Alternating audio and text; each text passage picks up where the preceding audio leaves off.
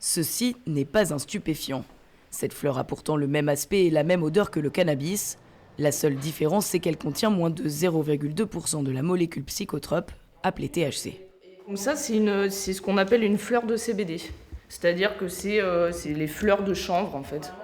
Il en existe de toutes les sortes avec des saveurs différentes. Elle peut se consommer en tisane, en huile essentielle, ainsi qu'en cosmétique. Le CBD n'est donc pas une drogue et permet de profiter de tous les bienfaits sur la santé de la marijuana, sans être illégal. C'est anti-inflammatoire, c'est anti-stress aussi, c'est un anxiolytique puissant.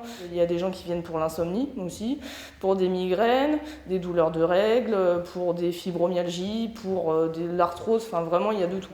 Si aucun client n'a souhaité répondre à nos questions car sa consommation est encore parfois mal perçue, ils sont de plus en plus nombreux, tous âges confondus.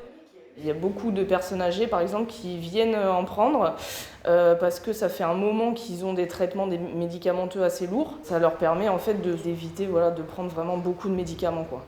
À Périgueux, les magasins de CBD ont fleuri dans toute la ville en moins de 2 ans.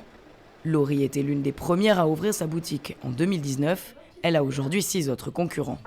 Les gens s'intéressent de plus en plus aux produits naturels en général et au CBD en particulier, puisqu'on en parle de plus en plus, du chanvre.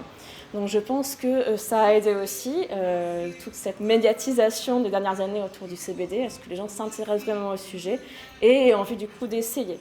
La demande de plus en plus forte pousse même certaines franchises à ouvrir dans toute la France.